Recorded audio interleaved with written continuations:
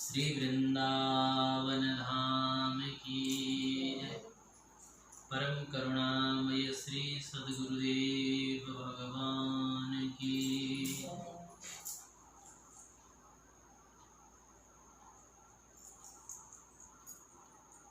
गृहस्थ में रहते हुए पुत्रेषणा, वित्तेषणा और लोकेषणा से कैसे बचे जा सके। हम कल परसों भी ये चर्चा कर रहे थे कि सुत वित्त लोक इषणा तीन, ये तीन इषणा तृष्णा व्यक्ति की बुद्धि को मलिन कर देता है, दूषित कर देता है, बुद्धि को खराब कर देता है। तीन इषणा, पहला पुत्रेषणा, संतान प्राप्ति की चाह आदि, काम आदि, पुत्रेषणा। वित्तेषणा, संपत्ति की चाह, एवं लोकेषणा, प्रशंसा की चाह, मान प्रतिष्ठा की चाह। तो इससे कैसे बचा जा सके, कोई गृहस्थ में भी रहकर ये तीनों से कैसे बच सकता है। अध्यात्म पथ में ठीक ठीक प्रवेश तो निवृत्ति मार्ग में ही हुए है। ये अध्यात्म की जो मार्ग है, भगवत प्राप्ति की जो मार्ग है, ठीक से प्रवेश तो निवृत्ति में ही होती। निवृत्ति में त्याग में। निज इष्ट चिंतन तब ही संभव है जब चित्त में कोई लौकिक कामना वासना न हो, चित्त कहूं अन्यत्र आसक्त न हो। हम चाहते हैं कि भगवान में मन लग जाए, चाहते तो हैं, लेकिन इष्ट का चरणों में मन लगना, निरंतर भगवत चिंतन तब होगा जब चित्त में कोई लौकिक कामना न रहे, कहीं भी चित्र अन्यत्र आसक्त न हो। चाहे कोई हो, किसी भी स्थान, व्यक्ति, वस्तु, कुछ भी हो, कहीं कुछ भी अच्छा न लगे भगवान के अलावा, तब भगवान का चिंतन बराबर होगा। तथापि आचार्यों ने प्रवृत्ति मार्ग बारे को ये युक्ति बताए हैं कि जो कुछ करे इष्ट के निमित्त ही करे, तब कहूं आसक्ति नहीं रह सके। हम जो कुछ कर रहे हैं घर परिवार में भी, हम ये न माने कि मेरे स्त्री, मेरे पति, मेरे बच्चा, मेरे घर, मेरा घर, ये सब न माने। ऐसा माने कि ठाकुर जी ने ही ये इन्हीं लोगों की सेवा मुझे दी है, इसलिए इनके लिए रसोई बनाना, अर्थात ठाकुर जी के जनों के लिए रसोई बनाना।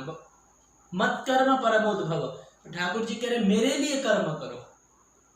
हम ये क्या सोचते हैं, पहले हम इनके लिए भोजन बनाते हैं, तब परेशान हो जाते हैं कि हम इनके लिए, इतना लोगों के लिए भोजन बना रहे। नहीं, हम ठाकुर जी के लिए भोजन बना रहे हैं, और जो इतने लोग पा रहे सब ठाकुर जी के जन है, भगवान के जन है। तब फिर चिड़चिड़ापन नहीं आएगी, फिर वो काम बोझ नहीं लगेगा, वो काम से रस, वो कर्म से फिर रस मिलेगा, सुख मिलेगा। भगवान के लिए कर रहे हैं, प्रभु प्रसन्नता के लिए कर रहे हैं।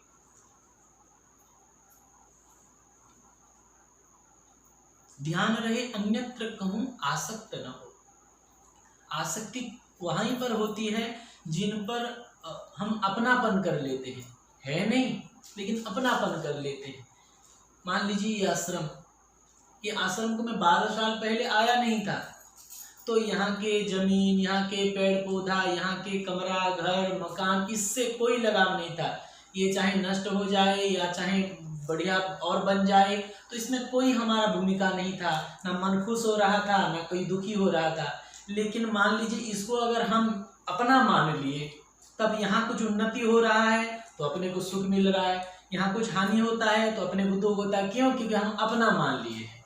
यदि अपना है नहीं कुछ भी संसार में, कोई भी व्यक्ति, कोई भी वस्तु, कोई भी पदार्थ अपना है नहीं। अपना मानने के कारण हम दुखी होते हैं। अपना कौन है? अपने तो केवल भगवान है। हमारा अपने कौन है? भगवान।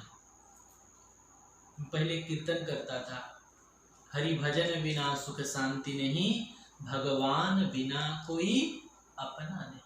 भगवान को जब हम अपना मानेंगे, श्री राधा रमन लाल को जब हम अपना मानेंगे, श्री बिहारी जी को जब हम अपना मानेंगे, उन्हीं को ही मैं हूँ केवल आपका, आप हो मेरे नाथ, मैं हूँ केवल आपका, आप हो मेरे नाथ, तेरा कल्याण होगा, प्रभु से प्यार होगा, तेरा कल्याण होगा, प्रभु से प्यार होगा,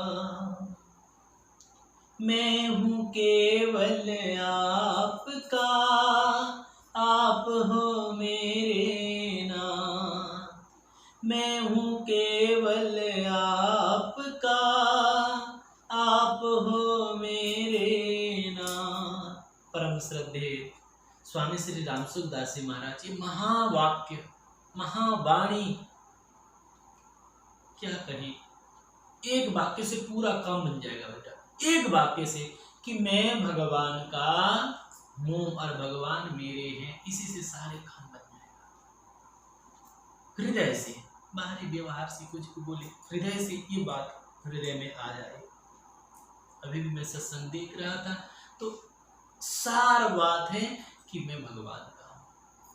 जब इस कमरा को हम अपना मान लेंगे, एक कमरा को भी, तो फिर ये कमरा दुख देने वाला है, क्योंकि ये नासवान है, पूरा संसार नासवान है, परिवर्तनशील है, दुख मिलेगा। इसलिए भगवान को अपना माने और संसार में निरासक्त होकर व्यवहार करें। जो भी व्यवहार, शास्त्रीय व्यवहार, शास्त्र संत सद्गुरु जितने आज्ञा दी है उतने व्यवहार करें, वो भी निरासक्त होकर। प्रश्न का पहला बात है पुत्रेषणा। पुत्रेषणा, वित्तेषणा और लोकेषणा से कैसे बचें।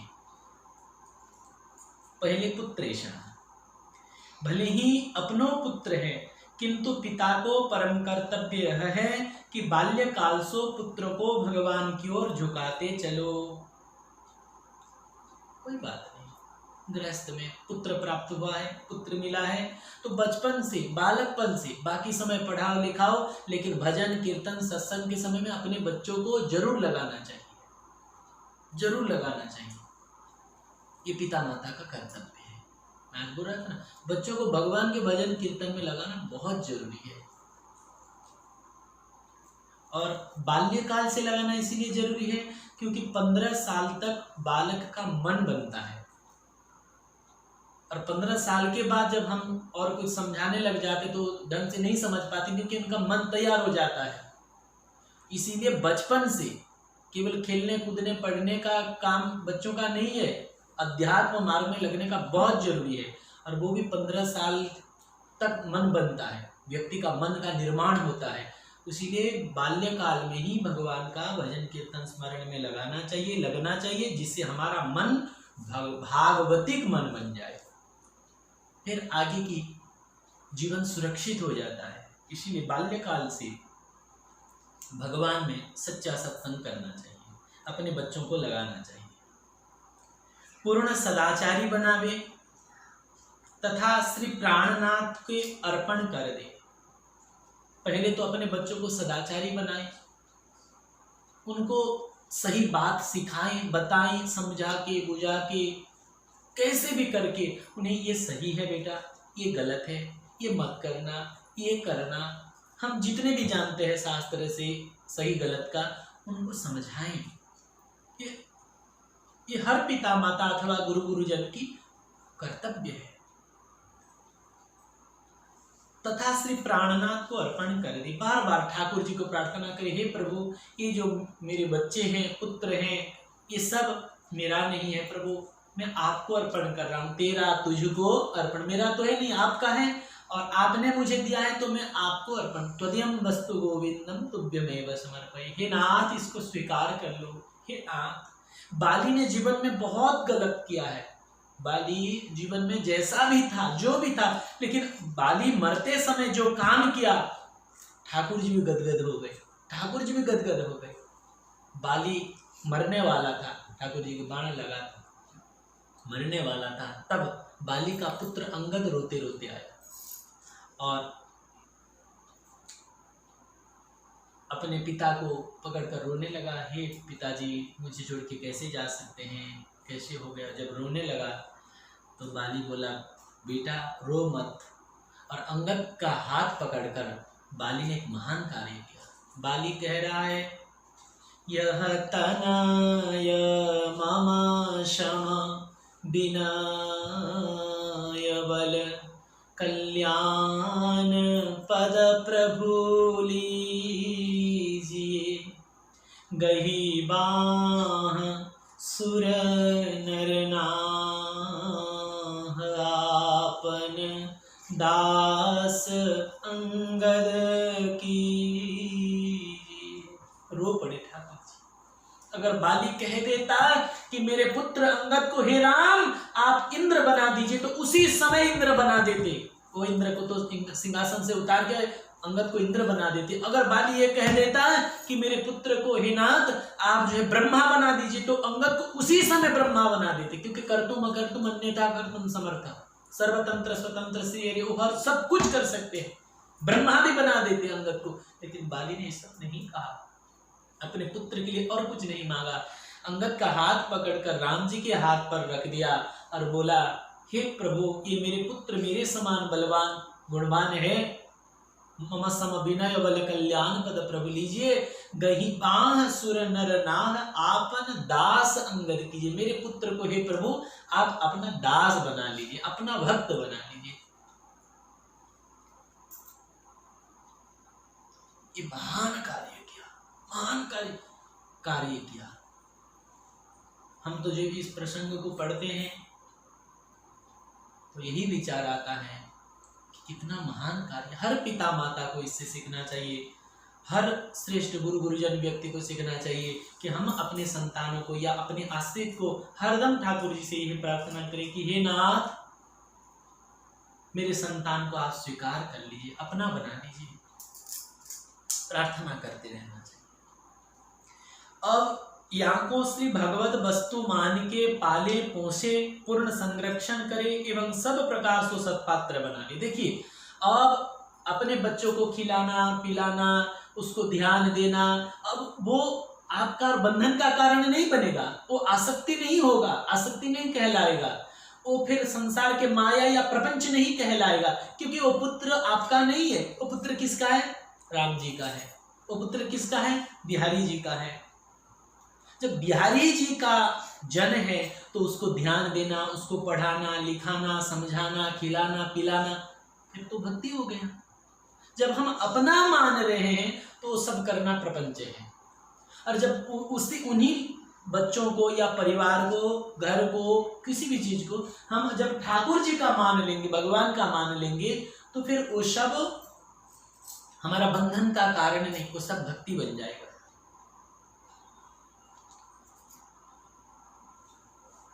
भगवत वस्तु मान के पाले पोसे पूर्ण संरक्षण करे एवं सब प्रकार से सत्पात्र बना ले, जासो यह प्रियतम को कृपा पात्र बनी सके। उद्देश्य यही रहे कि इतना ध्यान दे रहा हूं, इतना सब कुछ कर रहा हूं, केवल एक ही उद्देश्य कि ये मेरे ठाकुर जी का बन जाए, ठाकुर जी का कृपा पात्र बन जाए। हाँ, अब यहाँ सो अपना कोई स्वार्थ न सोचे। हमें ये नहीं सोचना है कि बुढ़ापा में सारा बनेगा, ये करेगा वो करेगा, अपने स्वार्थ नहीं है। वो जब भक्त बनेगा तो भक्त पुत्र अवश्य ही पिता माता को ईश्वर मान के सेवा करते, लेकिन कोई भी उनसे हम कोई स्वार्थ न रखें, कोई आशा न रखें। आशा एक राम जी से दूजी आशा छोड़ दे, नाता एक राम जी से दूजा नाता तोड़ दे। एक भरोसे एक बल एक आस विश्वास, आशा भगवान से, संसार से नहीं। संसार का जो भी है वो सब भगवान का मान के, उनको कोई भी आशा न रखते हुए भगवत जन या भगवत वस्तु मान के उनका पूर्ण संरक्षण करे, संभाले, ध्यान दे, सत्पात्र बना दे, और उससे कोई स्वार्थ न सोचे, उससे कोई काम लेने के बारे में न सोचे। या प्रकार से संभाल के तब पुत्र को उद्धार तो है ही जाएगो, साथ ही या तो प्राणनाथ को जन बनाए के कारण या सत्कर्म सो अपने को हूँ उद्धार रह जाएगा। कोई लौकिक स्वार्थ रख के उसके प्रति रखना ये मोह का कारण, आसक्ति का कारण बनेगा। लेकिन हृदय में उद्देश्य ये रहे कि भगवान का भक्त बन जाए, प्रभु का प्रेमी बन जाए, तो पुत्र का उद्धार तो होगा, इसके साथ अपना भी उद्धार हो जाएगा। अब यह वस्तु श्री भगवान की बन गई, या भाव सो पुत्र में आसक्ति नहीं रह सकती। अब भगवान के है, अपना है नहीं। यह विचारणीय बात है कि आसक्ति श्री भगवत विमुख वस्तु में ही हुए है। भगवत जैसे गुरुजी में अनुराग होना, गुरुजी याद, गुरुदेव याद आना, ये थोड़े आसक्ति है, ये थोड़े निंदनीय है। गुरु को ध्यान देना, उनको संभालना, उनको सुख पहुंचाना, उनकी सेवा करना, ये थोड़े निंदन। क्यों? क्योंकि गुरुजी का संबंध या संतों की संबंध भगवान से जुड़ा हुआ रहता है। ये भगवान के जन है। संतों की सेवा करना, संतों के प्रति आसक्ति होना, संतों को दर्शन करना, ये तो भागवतिक हो गया, क्योंकि भगवत संबंधित संबंध है। इसीलिए भगवत विमुख वस्तु में आसक्ति होता है, उसको आसक्ति कहते हैं। वहां में मोह रहे हैं। जिनके साथ संपर्क रखने से, जिनके साथ बैठने उठने से हमारा भगवत विस्मृति और हम भगवान से दूर हो रहे हैं, वो आसक्ति का कारण है, वो मोह का कारण है। श्री भगवत वस्तु में कर्तव्य पालन रहे, मोह भय है अपनी मानवे पे, अपना मानने से मोह होता है, इसलिए भगवान का मान। श्री प्रियतम की वस्तु है, यह मानी के संरक्षण मात्र करे है, उपेक्षा नहीं अनासक्त योग सो पूरो संहारे। अब कहाँ रही पुत्रेषणा? फिर पुत्र पास में रहते हुए भी कोई पुत्रेषणा नहीं, फिर कोई दोष युक्त नहीं, खत्म हो गया। गृहस्थ व्यक्ति इतना कर सकता है, सबसे पहली बात बचपन से ही भगवान में लगाएं और भगवान को अर्पण करते रोज ये कहें कि हे प्रभु, मेरा पुत्र परिवार आपका है, आप जाने, आपको मैं समर्पण कर रहा हूँ, हे प्रभु, आपको बार बार बोलते रहे और भगवान का मान के उनसे अनासक्त रहे, तो फिर कोई पुत्रेषणा नहीं। वित्तेषणा, अपनी गाढ़ी कमाई के द्वारा उपार्जित किए हुए धन ही वास्तव में धन है। जो ठगाई से, बेईमानी से, झूठ कपट करके जो धन कमाते हैं, वो धन धन नहीं है, वो तो जहर है, जहर। अपना परिश्रम से जो कमाया जाता है वो अपना धन कहलाता है। अन्याय या पाप की एक कौड़ी हूं या में न मिलन पावे। भले ही अभाव में चले, लेकिन कोई अन्याय उपार्जित, किसी को दुख दे के, रुला के, किसी को कष्ट दे के वो धन हड़पना, ये ठीक। या पवित्र धन को सर्वप्रथम अपने श्री इष्ट देव की सेवा में अर्पण करे अपने सामर्थ्य के अनुसार ही। हम जितना भी महीना में तनख्वाह पाए, उनमें से कुछ पहले जो भी कुछ अपने सामर्थ्य के अनुसार कुछ निकाले और ठाकुर जी की सेवा के लिए तनख्वाह लेने गए, तो सबसे पहले उनमें से कुछ 100 रुपया, 200 रुपया, कुछ भी ऐसा कुछ अपने सामर्थ्य के अनुसार से ठाकुर जी के लिए फल, मिठाई, कुछ भी ठाकुर जी के लिए अर्पण वस्तु, ऐसा कुछ ले आए। जो भी हमको पैसा मिले उनमें से पहले कुछ ठाकुर जी को, वो भी शुद्ध अपने परिश्रम की कमाई का धन में से पहले ठाकुर जी के लिए दिया।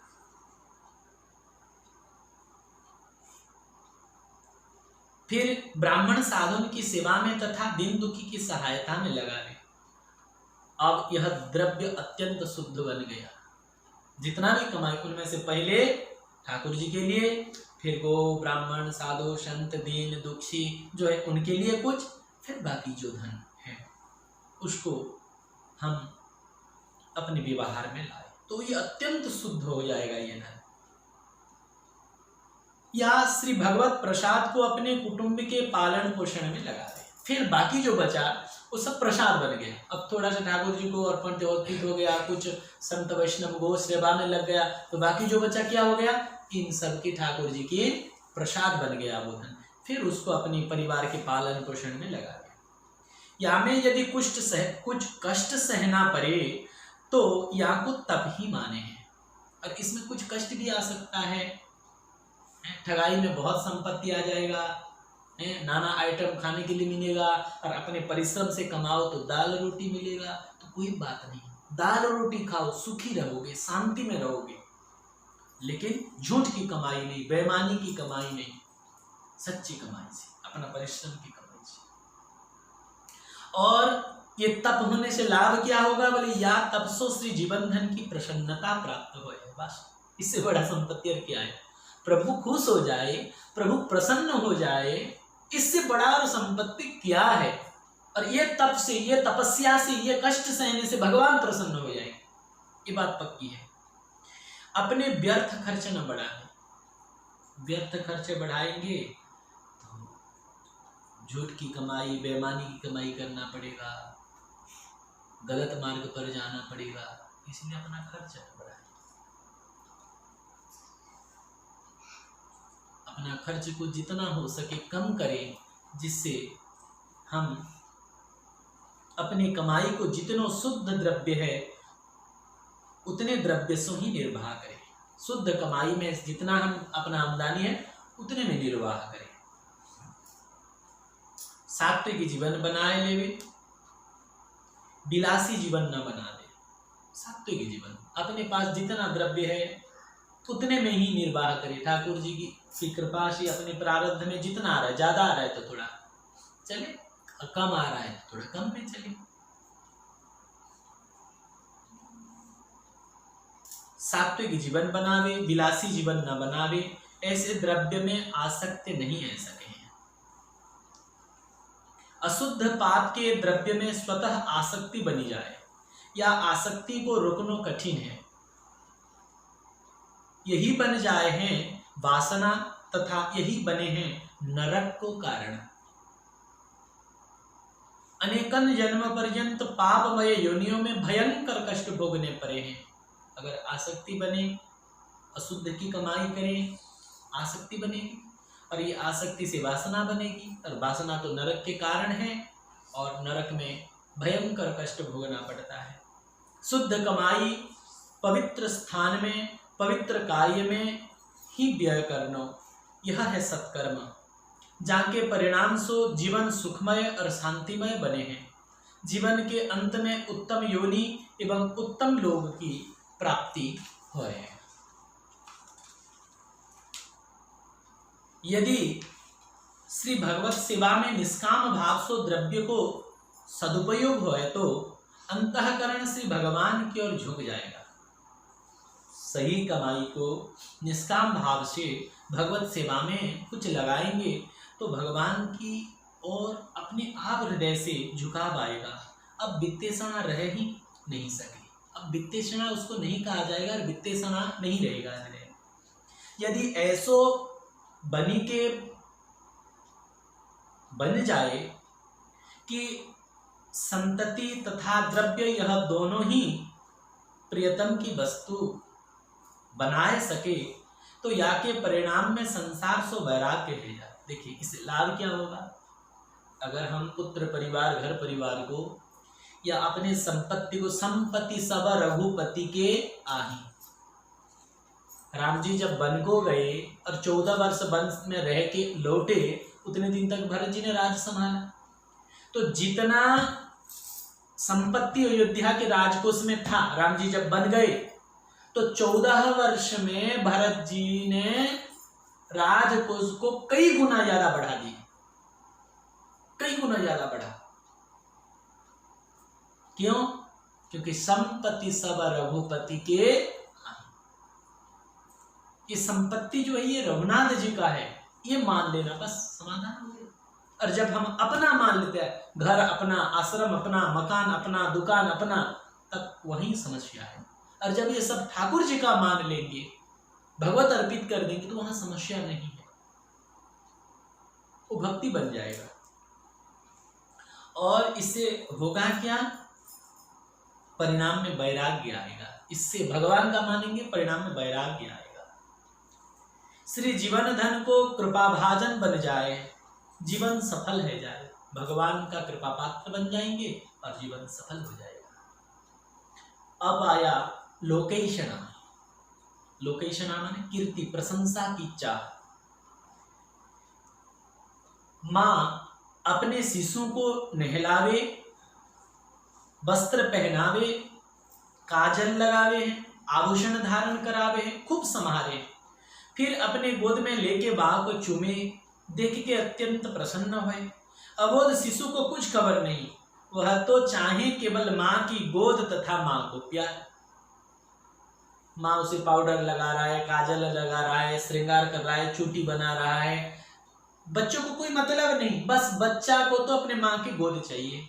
माँ की गोद में बैठा है, जैसा करा रहा है, बस उसमें उसका कोई मतलब नहीं कि नहीं मेरा चूटी को ऐसे बना दो, ऐसे बना दो, मुझे ऐसे पाउडर लगा। थोड़ी बच्चा तो माँ की गोद में बैठा, माँ जैसे करता है वैसे होता है। ठीक यही प्रकार श्री भगवान अपने भक्त को संभाले हैं, या कि प्रशंसा करवावे, यहाँ तक कि मान प्रतिष्ठा कराए दे, किंतु भक्त यह कुछ नहीं माने, न यह कुछ चाहे। भक्त तो अपने प्राण वल्लभ के प्रेम को भूखो ही रहे, अपने प्राण वल्लभ का प्रेम ही चाहता है भक्त, और कुछ नहीं चाहता। जैसा करावे, प्रशंसा करवावे करवाए लो, निंदा करवाए करवाए लो, प्रभु ही प्रभु आपकी जैसी इच्छा। उसका ध्यान ही नहीं जाता उस तरफ, उसका ध्यान तो एक जगह रहता है, अपने प्रभु में, अपने प्रभु के प्रेम में। हाँ, श्री प्रियतम के इन खिलन को देख के यह कह बैठे हैं, मेरे हे जीवनधन आप कुछ करे, किंतु करे अपनी प्रसन्नता के लिए ही। मैं तो वही पामर अधम जीव हूं। भगवान को बार बार ये कहते रहना चाहिए, प्रभु आपको जैसा करना है करो, लेकिन ऐसा करो जिससे आप प्रसन्न हो, आप जिसमें खुश रहे वैसा करो। मैं तो वही पामर अधम जीव हूं, मुझसे कुछ नहीं होने वाला, हे प्रभु आप ही करो। मैं यह कबहू नहीं मान सकूं कि मैं या प्रशंसा की योग्य हूं। जो समाज मेरा प्रशंसा कर रहा है, संसार मेरा प्रशंसा, मैं इसके लायक नहीं हूं, ये मैं जानता हूं, हे प्रभु। लेकिन मेरी प्रशंसा करवावे से आप अगर खुश है तो करवाए लो, लेकिन वो प्रशंसा हमारा नहीं है। मैं जानता हूं आप करा रहे हो और इसी में आपकी प्रसन्नता है, तो ठीक है। हमारे निंदा करवाए पे आप अगर प्रसन्न हो तो वो भी हमें स्वीकार है। आप प्रसन्न रहो, हे ठाकुर जी आप। राणा जी रूठे तो मारी कई करसी, मीरा जी कहते, लेकिन हे गिरधर तुम मत रूठो, तुम मत रूठ जाना, क्योंकि संसार रूठ जाए तो कोई घाटा नहीं, लेकिन अगर ठाकुर जी रूठ जाए तो जीवन जन्म सब बेकार हो जाएगा, मनुष्य शरीर बेकार हो जाएगा, ठाकुर जी ना रूठे।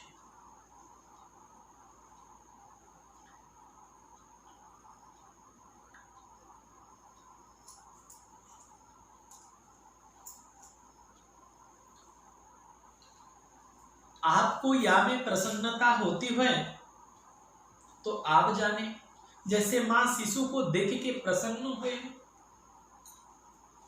जैसे बच्चा को सजा हुआ देखकर, बच्चा की पुत्र की उन्नति देखकर पिता माता प्रसन्न होते हैं, शिष्य की उन्नति और शिष्य की सुख को देखकर गुरु प्रसन्न होते हैं।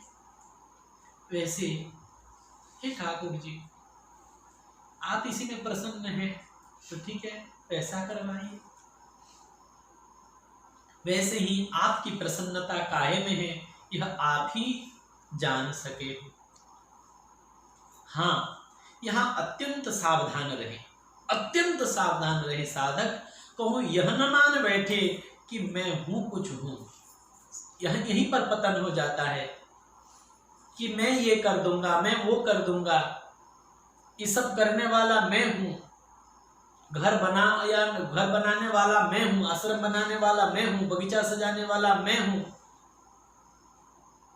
समाज को सुधारने वाला मैं हूं, यहीं पर पतन हो जाता है। नहीं, मैं कुछ भी नहीं हूं। या में बड़ी सावधानी चाहिए। प्राय यहां जीव चुक जाता है। उत्प्रेषणा वित्तेषणा से बहुत खतरा है लोकेषणा, यही चुक जाता है। अपने को दीनहीन पामर ही मानते रहे। हम पहले शिक्षाष्टक में चर्चा कर चुके हैं। तृणादपि सुनीचे, तृण से भी छोटा, अपना कोई अस्तित्व तो है ही नहीं। जैसे कोई कृतदास, कृतदास माने खरीदा हुआ नौकर। हम ठाकुर जी के खरीदे हुए नौकर है। हम अपना कोई कुछ नहीं, कोई कैसे भी बर्ताव कर सकता है कृतदास के ऊपर, उसका मालिक कैसे भी बर्ताव कर सकता है। उसका अधिकार नहीं है कि आप ऐसे क्यों कह रहे हो, आप ऐसे क्यों कर रहे हो, कोई अधिकार नहीं। वैसे हमको कृतदास बनना है।